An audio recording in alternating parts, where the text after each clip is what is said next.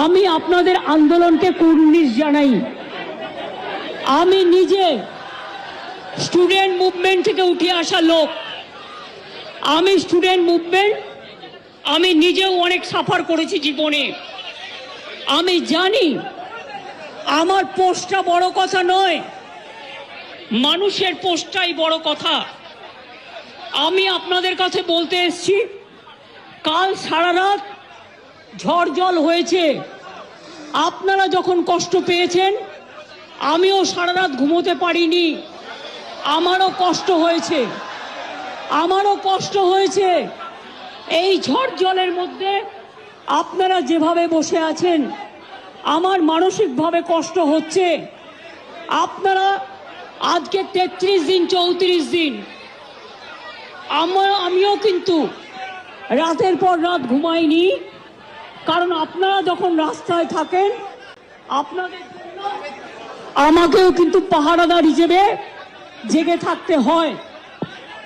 আমি আপনাদের কাছে যেটা বলতে এসেছি, এত ঝড় বৃষ্টির মধ্যে, প্রাকৃতিক দুর্যোগের মধ্যে আপনারা অনেক কষ্ট পেয়েছেন। আর কষ্ট না করে যদি আপনারা কাজে ফিরতে চান, আমি আপনাদের প্রতিশ্রুতি দিচ্ছি, আপনাদের ডিমান্ডগুলো আমি কথা বলে সহানুভূতির সাথে আমি স্টাডি করব। আমি অফিসারদের সাথে কথা বলবো। আমি একা সরকার চালাই না, আমার সাথে একটা chief secretary, home secretary, DG police সবাই আছেন। আমি আপনাদের বলতে চাই, আপনাদের ডিমান্ডগুলো আমি ভাববো, আমি চিন্তা করব।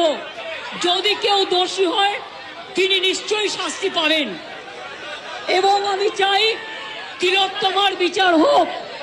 আমি সিবিআইকে অনুরোধ করব, যত তাড়াতাড়ি বিচার হোক, এমনকি 3 মাসের মধ্যে তারা যেন ফাঁসির অর্ডার দেয়।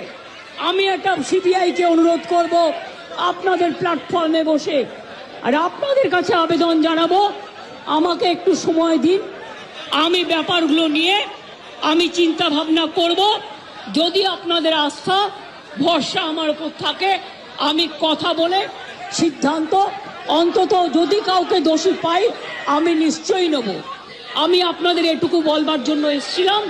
আমি আশা করি আপনারা এত কষ্টের মধ্যে বৃষ্টিতে ভিজছেন এবং আপনাদেরও পরিবার পরিজন চিন্তায় আছে, এবং আমি মনে করি অনেক মানুষও মারা যাচ্ছেন। আপনারা প্লিজ দয়া করে, আপনারা আমাদেরই ঘরের ভাই বোন, আপনারা কাজে যোগদান করুন। এবং আমি বলতে পারি, আপনাদের প্রতি আমি কোনো অবিচার করব না। আমি একটা কথা বলে যাই, হাসপাতালের ডেভেলপমেন্ট, ইনফ্রাস্ট্রাকচার, সব কাজ আমরা শুরু করে দিয়েছি এবং করব।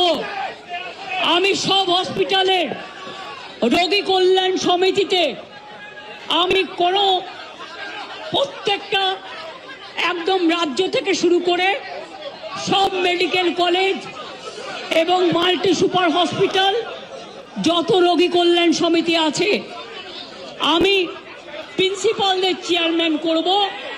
এবং তাতে জুনিয়র ডাক্তারও মেম্বার থাকবে, সিনিয়র ডাক্তারও থাকবে, নার্সও থাকবে, একজন পাবলিক রিপ্রেজেন্টেটিভ থাকবে এবং পুলিশ থাকবে। এই সিদ্ধান্ত আমি নিয়েছি।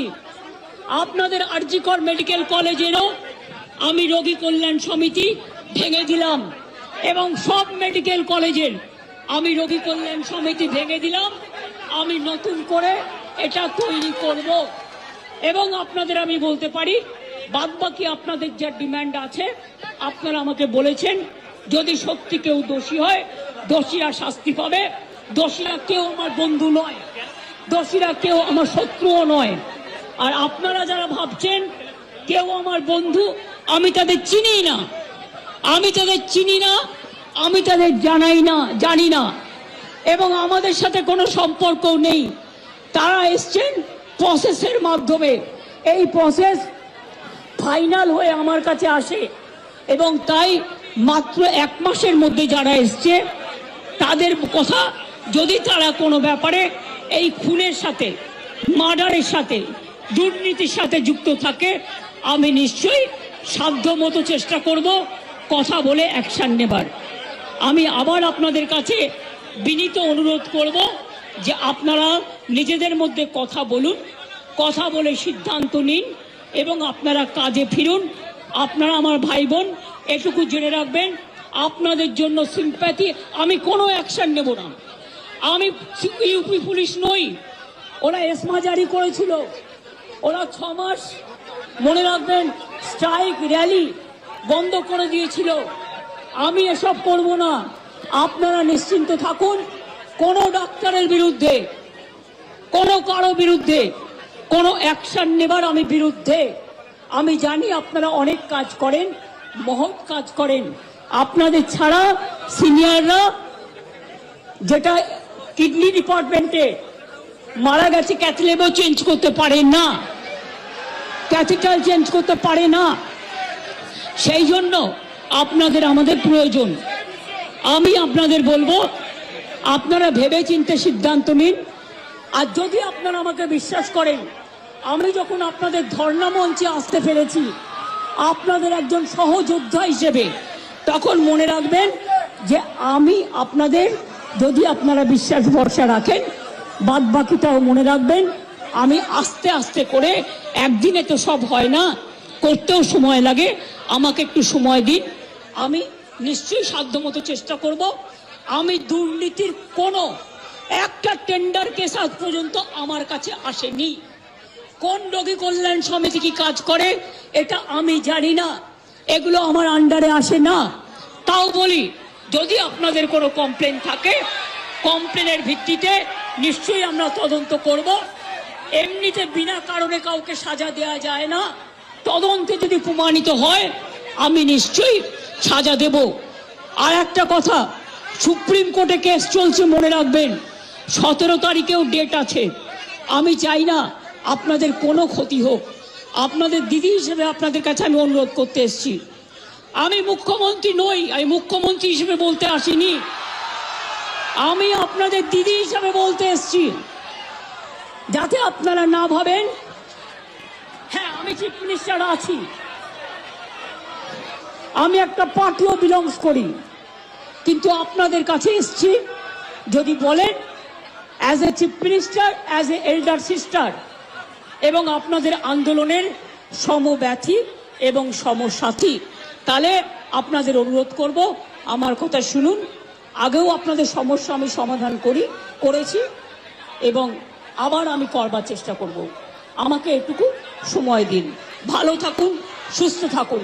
আর একটা কথা বলবো, যে যা খাবার দিচ্ছে সব খাবারটা খাবেন না। হ্যাঁ, নিশ্চয়ই জাস্টিস হবে। সিবিআই এর কাছে যান, বলুন তিলোত্তমা কেসে জাস্টিস হোক। আমি আপনাদের কাছে আবেদন ছাড়া আর তো কিছু করতে পারি না, আমি আপনাদের জোর করতে পারি না। আমি আপনাদের কাছে আবেদন করে গেলাম, যদি আপনারা মনে করেন আপনাদের ধর্ণা মঞ্চে আসার ফলেও, আমি 26 দিন অনশন করেছিলাম, মনে রাখবেন সিপিএম গভর্নমেন্ট ছিল পাওয়ারে, একদিনের জন্য কেউ আমাকে কথা বলতে আসেননি। কিন্তু তা সত্ত্বেও আমি এসেছি, তার কারণ আমি মনে করি আপনাদের কাছে আসা মানে এটা নিজেকে ছোট করা নয়, এটা নিজেকে বড় করা। তাই আপনাদের আবার আবেদন করব, আপনারা বসুন, আপনারা আলোচনা করুন, করে সিদ্ধান্ত নিন। আমার এটা লাস্ট চেষ্টা আপনাদের জন্য করে গেলাম। বাদ বাকিরা যদি আমার উপর ছেড়ে দেন, আপনারা জাস্টিস পাবেন, আপনারা ইনজাস্টিস হবে না, এটুকু আমি বলতে পারি।